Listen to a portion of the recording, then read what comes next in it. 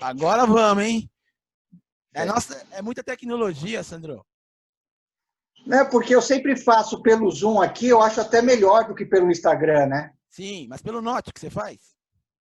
Não, faço pelo celular, mas Ah, o áudio e o vídeo ficam melhor que pelo Instagram, eu acho.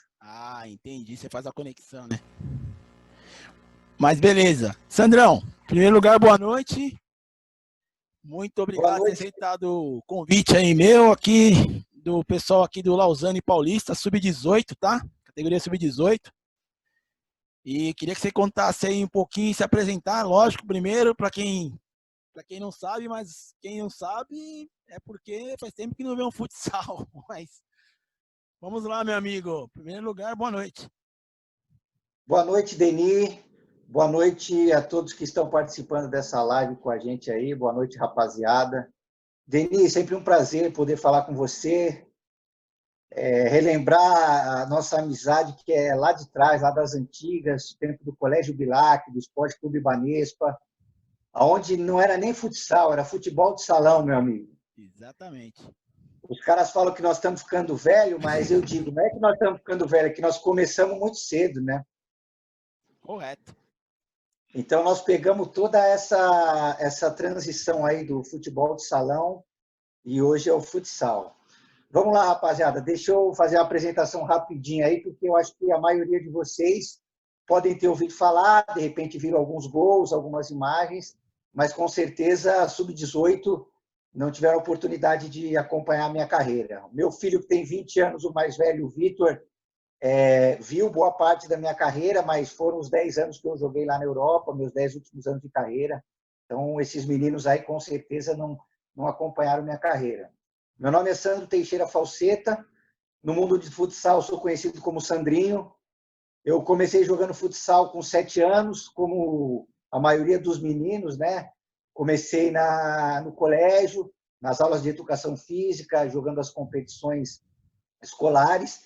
E ali o meu professor de educação física, na época, viu que eu tinha boas qualidades e me levou para um clube. Eu comecei no Clube Helvetia, é um clube que existe até hoje, aqui de São Paulo. Depois, no pré-mirim, eu fui para o Clube Aquático do Bosque, que é um clube onde eu era sócio, vizinho da minha casa, um clube de bairro, onde eu cresci, vivi toda a minha adolescência lá dentro.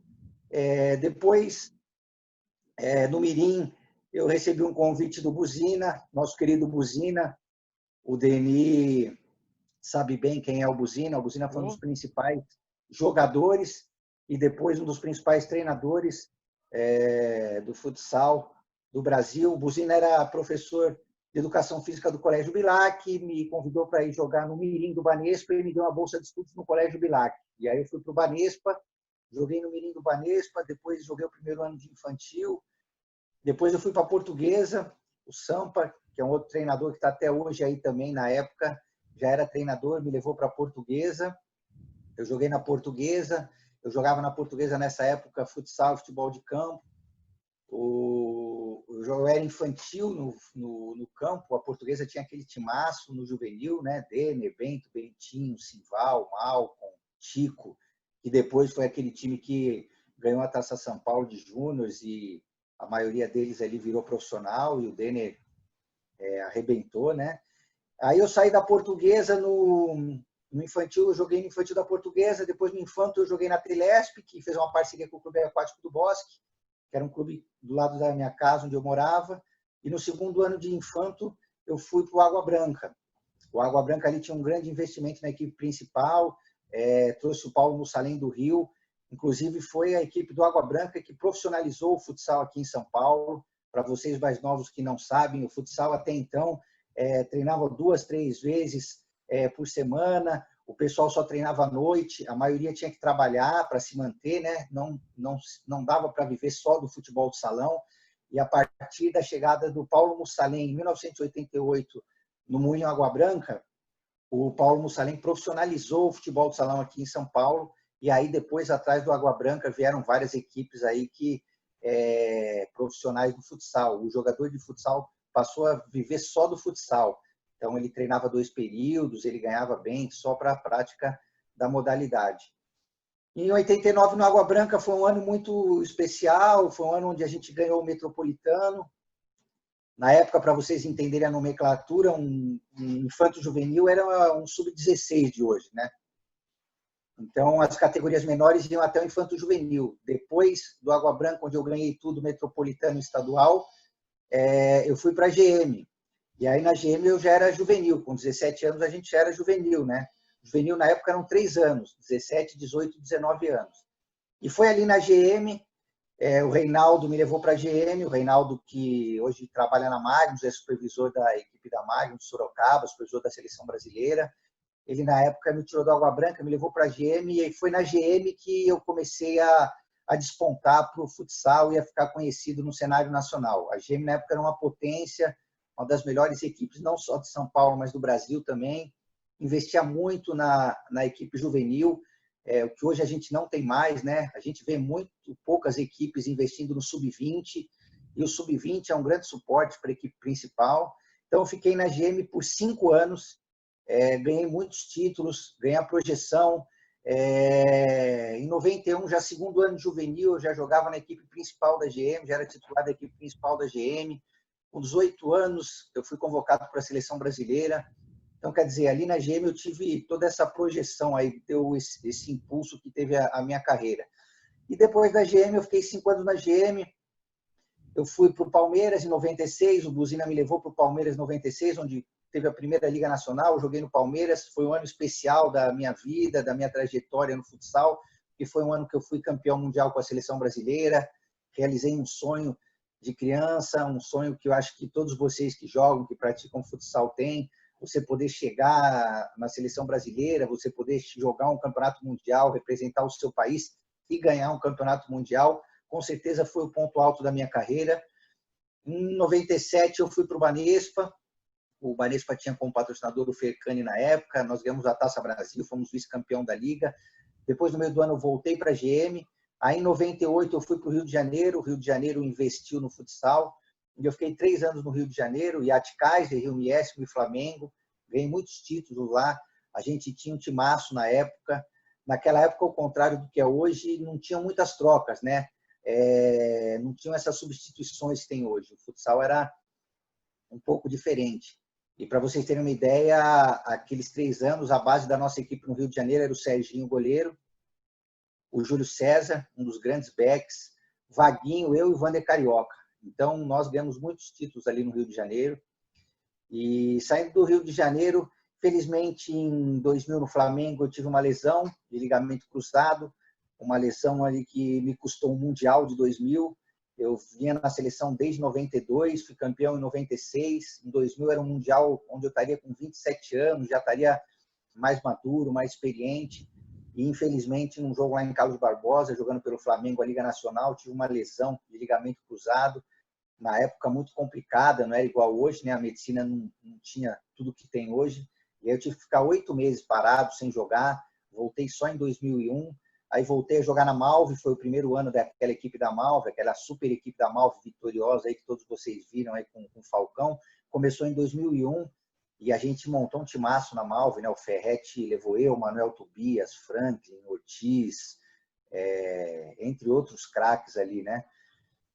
Depois eu fui para Foz do Iguaçu, o Morruga, um dos meus ídolos no futsal, junto com o Vander, me levou para Foz do Iguaçu, ele estava treinando Foz do Iguaçu na época. Eu fui campeão paranaense lá. Em 2002, eu voltei para o Banespa, onde a gente teve um ano fantástico também, ganhando tudo ali, com o Milton como treinador. Uma equipe que tinha eu, o Saad, Índio, Cime, André. Estavam surgindo naquela época Cisso, Wilde, Robinho, Rafael Rato, enfim. Um timaço no Banespa. O Banespa investia muito, o Banespa sempre investiu muito no futsal. E aí chegou um convite para mim ir para a Itália, através do meu sobrenome, o meu avô é italiano, eles ficaram sabendo dessa possibilidade de eu ter a cidadania, de eu ter o passaporte italiano, e eu recebi um convite para ir para a Itália. Em 2003 eu fui para a Itália e joguei por 9 temporadas na Itália. Fiquei lá até 2012 e foi uma experiência fantástica, foi não só financeiramente falando, não só pelo fato de eu ter conseguido ganhar bastante dinheiro na época, mas uma experiência de vida também, uma outra cultura, um outro país. Eu fui com a minha mulher, o meu filho mais velho, na época tinha 3 para 4 anos, então foi alfabetizado lá, aprendeu a falar italiano, aprendeu a escrever em italiano. O meu segundo filho, meu filho mais novo, o Pietro, que também, os dois são do futsal, do futebol, né? Nasceu lá em 2008, então eu fiquei de 2003 a 2012 lá. E lá eu ganhei 4 campeonatos italianos, eu ganhei 3 Supercopas, entre outras competições que a gente jogou e que eu ganhei lá. Então foi uma experiência muito bacana. Então, como vocês podem ter notado aí, a minha vida foi toda relacionada e foi toda dentro do futsal. Tudo que eu tenho hoje, tudo que eu sou hoje, eu devo a essa modalidade, que começou como futebol de salão e hoje virou futsal. Sandro, acima de tudo isso que você falou, sua história maravilhosa, linda essa história, cara. Porque eu te conheço na base lá do início. Eu sou mais velho que você, né? No caso, não muito. Mas, cara, o importante não é só falar das suas conquistas também, que, cara, tá aí pra quem quiser pesquisar, né? Porque hoje em dia a gente pesquisa, né? Quando a gente traz um cara como você assim, os caras, pô, meu, vou pesquisar pra ver, né? Mas acima de tudo, Sandro, assim. Hoje em dia está tudo muito mais fácil, né, Denis? Na nossa época, se a gente tivesse toda essa globalização, se a gente tivesse todas essas mídias sociais que tem hoje, imagina quantos craques não jogaram junto com a gente, quantas jogadas, quantos gols, quantos jogadores fora de série tiveram na nossa época e passaram desapercebido, porque quem via, quem assistia, quem conseguia acompanhar, era só aquelas pessoas que iam no ginásio. Hoje o cenário é completamente outro, né? Então, hoje a gente tem aí essa globalização, o cara faz uma jogada aqui, faz um gol aqui, na mesma hora o cara está vendo lá no Japão, na China, na Itália, em Portugal. Então, quer dizer, hoje está muito mais fácil, né? E hoje também está mais fácil para te pesquisar, para te seguir, enfim. Mas o que eu queria mais assim falar é agradecer por tudo isso que você já passou, por essas conquistas, essas viagens. Você sempre lembra dos amigos, que eu acho que é uma das conquistas maiores que eu tenho, que é ter amizade e pessoas como você, cara, que sempre quando a gente tá aí, se vê numa federação, ou, né, se encontra nas redes sociais, você sempre, ô, Denis, tudo bem, tudo bem? E muito importante sua participação com a gente aqui, viu, Sandrão? Agora, como você já contou a sua história e tudo, a rapaziada aqui vai fazer umas perguntas para você, tá? Denis? Oi. Posso começar, Denis? Ô, Gustavo. Então, eu ia perguntar se eu podia começar, porque eu tô com 1% só de bateria. Vamos organizar. Pode ir, Vitão, pode ir. Pode ir, Vitão. Então, Posso Sandrão, ir, parça? Sandrão, vamos começar umas perguntinhas para você ajudar a gente aí a dar uma ilustrada nessa categoria 18, que é muito importante também, opiniões suas aí, sabe, cara? Não só na parte do futebol, mas no contexto geral, cara, que você é um cara muito importante para mim, viu, cara? Vamos lá, rapaziada. Denis, não tenho que agradecer, você sabe que a nossa amizade é das antigas, é das categorias menores, você sabe da admiração, do carinho, do respeito que eu tenho por você. Eu, mesmo de longe, acompanho o seu trabalho, sei que você vem há muitos anos aí à frente do Lausanne Paulista, aí, não só no futsal, mas também no futebol, desenvolvendo um excelente trabalho, e você sabe que pode sempre contar comigo. Vamos lá, rapaziada, pode colocar as perguntas aí, que o que eu puder falar, o que eu puder ajudar vocês, estou à disposição. Vai, Vitão. Primeiramente, boa noite. Boa noite. Tá escutando? Agora sim. Queria fazer a seguinte Agora eu quero fazer uma pergunta se quando ele foi jogar fora do Brasil, se ele sentiu muita diferença entre o futebol brasileiro e lá fora. Vitão, né? Isso. Então, Vitão, como eu disse, eu saí do Brasil, eu já tinha 29 anos, né? Eu saí do Brasil em 2003, eu cheguei na Itália em 2003, e aí fiquei por 9 temporadas lá, até 2012. Mas mesmo sendo um jogador experiente, um jogador já consagrado aqui no Brasil, já tinha sido campeão do mundo, você sempre sente, né? Você sempre sente essa mudança. até porque o futsal europeu, hoje a gente já não vê tanta diferença, mas na época, em 2003, era muito diferente, principalmente em relação à marcação. Aqui no Brasil, a gente sempre jogava uma marcação individual, homem a homem, cada um corria atrás do seu. E eu cheguei lá na Europa e eu nunca fui um jogador de marcação, eu sempre fui um jogador de armação, um jogador de drible, fazedor de gols. Mas lá na Europa eu aprendi muito em relação à marcação zona. Lá a maioria dos times, e o primeiro time que eu fui, eu também dei sorte de pegar um treinador, um dos melhores com quem eu trabalhei. Na época, o treinador do Prato, a equipe que eu fui em 2003, era o Jesus Velasco, treinador que foi do Interview, ganhou tudo com o Interview, com esse timaço aí do Ricardinho, e agora se transferiu para a França. Então, esse cara me ensinou muito, eu aprendi muito com ele, e o futsal italiano era um futsal diferente. Era um futsal mais pegado, era um futsal de mais marcação. A nossa equipe marcava zona, uma coisa que dificilmente aqui no Brasil as equipes defendiam as zonas, as equipes defendiam a homem. Então eu tive que me adaptar, eu tive que me reinventar, mas foi uma coisa que acrescentou muito na minha carreira e na minha trajetória. E aí depois que eu me adaptei, eu fui embora. Sem contar com a adaptação fora da quadra também, né? Que é diferente. É muito frio, a maior parte do tempo muito frio lá, né? Nunca tinha visto neve, muitos dias faziam muito frio, nevavam. Então, quer dizer, a gente tem que se adaptar não só com o fator dentro de quadra, mas com os fatores extra-quadra também. O frio era um fator assim que me deixava bastante assustado, principalmente nesse início aí. Como eu disse, eu cheguei lá com a minha esposa, o meu filho era pequeno, tinha 3 anos, então muito frio, a gente quase não saía de casa. No início a gente ainda falava poucas palavras em italiano, então era difícil a gente se comunicar com os italianos. Mas o fato de ter muitos brasileiros lá jogando no campeonato italiano e nesse meu time que eu fui, o Prato também, ajudou muito nessa adaptação também. Mas toda vez que você saia do seu país e vai para um outro país, você tem que ter uns 2, 3 meses ali de adaptação, não só em relação à equipe dentro de quadra, mas em relação à cultura do país fora das quadras também.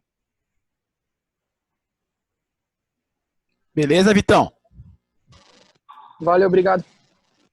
Vai, Gustavo. Boa noite. Boa noite. O Vitão conseguiu roubar minha pergunta, mas eu tenho uma. Eu queria perguntar qual o time que te levou Não foi intencional, parceiro. Qual o time que te levou no topo, assim, que alavancou sua carreira? Qual clube? Então, cara, como eu dei a resumida, né? Porque nós não estamos aqui para falar da minha história, da minha carreira. Nós estamos aqui para falar da carreira de vocês e eu responder as perguntas de vocês, tirar as dúvidas de vocês. Mas, como eu disse, a equipe onde eu realmente ganhei uma projeção a nível nacional, onde deu um boom na minha carreira, foi na minha ida para a equipe da GM em 1990. Eu fui para o juvenil da GM. Para você ter uma ideia, na época, como eu disse, as categorias menores iam até o infanto juvenil, que seria até o sub-16 hoje. Depois, com 17 anos, você já era juvenil. E eu fui para a principal equipe juvenil de São Paulo e do Brasil, porque na época a GM já era bicampeã da Taça Brasil Juvenil. Então, você chegar sendo o primeiro ano numa equipe que é uma das melhores do país, para jogar é difícil, porque ali eu jogava com uns caras que tinham 18 e 19 anos. Então, eu era 7-3, era primeiro ano, mas tinha uns caras 7-2 e 7-1, que era segundo e terceiro ano. E eu consegui jogar nessa equipe da GM. E o fato de eu ter conseguido jogar nessa equipe da GM, e essa equipe da GM ser uma equipe muito forte, ali eu comecei realmente a aparecer para o cenário nacional. Ali as outras equipes dos outros estados começaram a prestar mais atenção em mim, a me ver jogar, e foi ali que eu cheguei à seleção brasileira. Então, sem dúvida nenhuma, foi a minha ida para a GM que me deu essa projeção aí a nível nacional. Até porque a GM, na época ali, era uma potência, era um dos melhores times, não só aqui de São Paulo, mas do Brasil. Eu acho que o Denis lembra na época ali, o Denis tem grandes amigos ali que jogaram, que atuaram na GM também. E então, sem dúvida nenhuma, foi a GM. Uma coisa que eu sempre digo, né, faço questão de frisar, assim, eu tive uma carreira brilhante, eu conquistei muitas coisas no futsal, eu posso dizer que eu me realizei no futsal, eu conquistei tudo aquilo que eu queria, eu conquistei até mais daquilo que eu queria, que eu sonharia, mas eu sempre tive nas melhores equipes. E quando você está nas melhores equipes, com as melhores estruturas, as equipes que têm mais dinheiro, que têm mais investimento, você vai sempre jogar ao lado dos melhores jogadores também. E isso aí facilita muito a sua vida. Então, eu sempre tive nas melhores equipes com os melhores jogadores. Isso aí também foi um ponto onde facilitou muito as coisas para a minha carreira. Beleza, Valeu, obrigado. Valeu, Gustavo. Japa? Boa noite, Sandro. Boa noite. Então, eu queria saber se você acha que se você não tivesse tido a lesão ali de 2000 que acabou tirando da Copa, você acha que o Brasil ia ter conseguido ganhar o título ali na final, em cima da Espanha?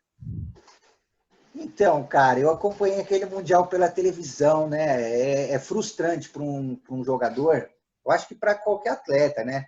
Porque, como eu disse, eu vinha numa caminhada com a seleção brasileira desde 1992. Para vocês terem uma ideia, em 92, teve o Mundial em Hong Kong. Em 92, eu tinha 19 anos. Eu era um atleta juvenil. Apesar de já jogar como titular na equipe principal da GM, eu tinha idade de juvenil. E saiu a convocação para a seleção brasileira na época, e eles convocaram 16 atletas.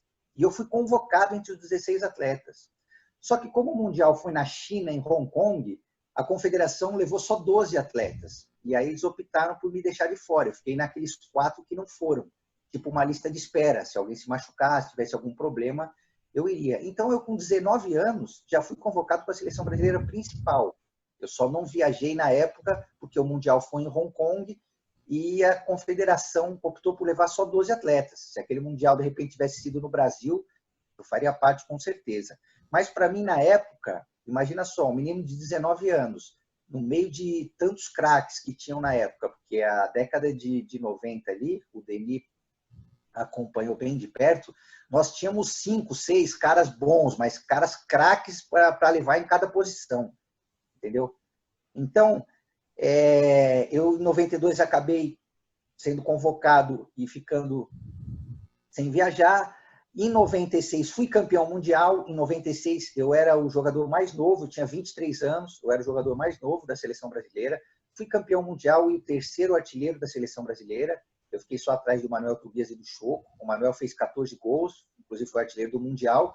O Choco fez 11 gols e eu fiz 9 gols na época naquele Mundial. Então, você imagina, o Mundial de 2000 eu já ia chegar com muito mais bagagem, com muito mais experiência, muito mais pronto, muito mais preparado. Eu tinha para mim, na minha cabeça, que aquele Mundial seria um Mundial quando eu poderia ainda fazer melhor do que eu tinha feito em 96. E aí você ficar de fora do Mundial por uma lesão que aconteceu em junho. O Mundial era em novembro, eu acabei tendo essa lesão em junho, operei em julho, e aí voltei às quadras só em 2000. É difícil dizer que se eu tivesse lá o Brasil ia ganhar, né? Até porque na época o Brasil tinha ótimos jogadores, excelentes jogadores. E o Brasil acabou perdendo numa final para a Espanha, se vocês forem buscar isso aí.